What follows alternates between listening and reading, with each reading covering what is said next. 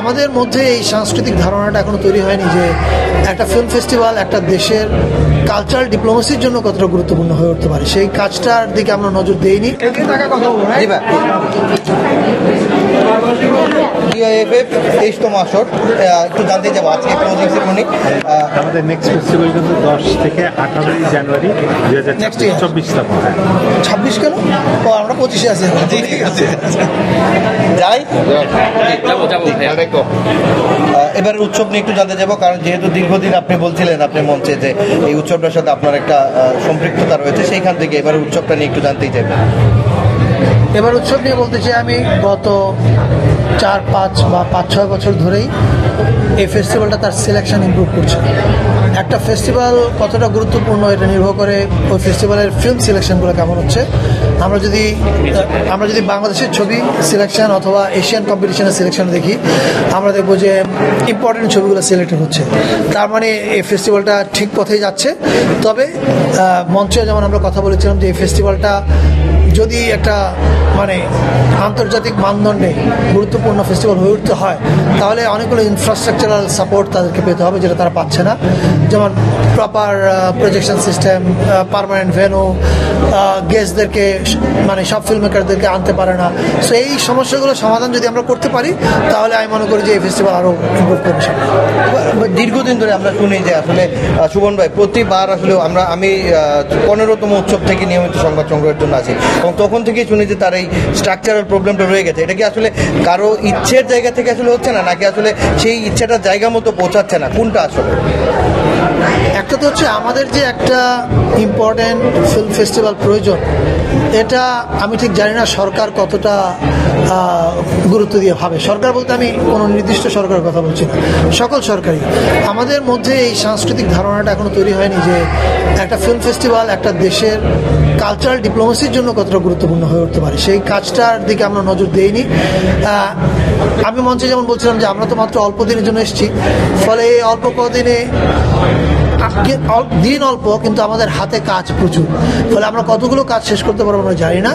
কিন্তু একটা proper film festival arrange করার জন্য কিছু ইনফ্রাস্ট্রাকচার কাজের সূচনাটা আমরা হয়তো করে যাব।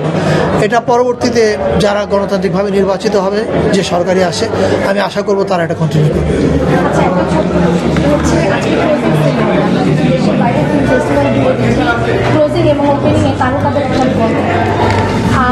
এটা আমাদের সেন্ট্রাল ফিল্ম ফেস্টিভ্যাল, সেখানে যে তারকাদের মানে নেই বললেই চলে, একজন দুজন আছে, আপনিও দেখতে পাচ্ছেন। তো এই যে সংযুক্তটা, এর পিছনের কারণটা এবং আপনার যদি সংযুক্তি যদি থাকে কীভাবে চেঞ্জ করা যায়?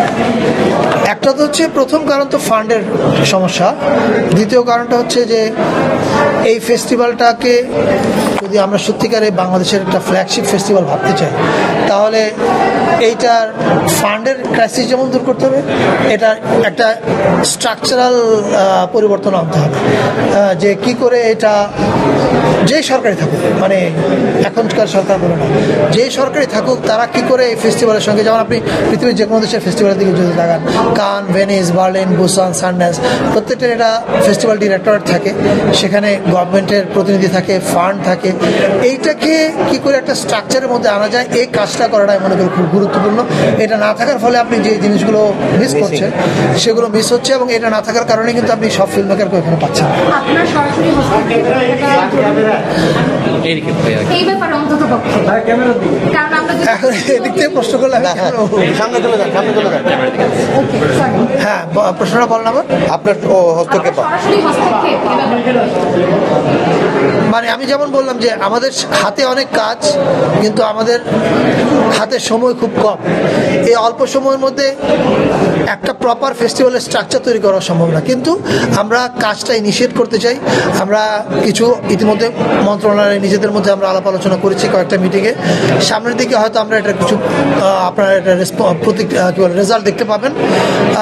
কিন্তু যেরকম আমি আগেও বলছিলাম মঞ্চে, যে আমরা শুরুটা করতে পারবো, কিন্তু এইটার ফিনিশিং লাইনে হয়তো আমাদের পৌঁছানো সম্ভব হবে না। এটা নির্বাচিত সরকার এসে করতে হবে।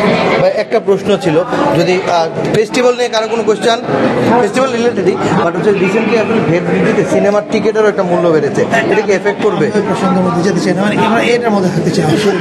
ভাইয়া আমার একটা কোশ্চেন হচ্ছে কি ইন্টারন্যাশনাল ফিল্ম ফেস্টিভ্যাল দিল না, on করো। আমরা বিদেশি সিনেমাগুলো যখন দেখি তখন ওটা অনেকগুলো ক্যাটাগরাইজড ফর্মে রিলিজ হয়, হ্যাঁ।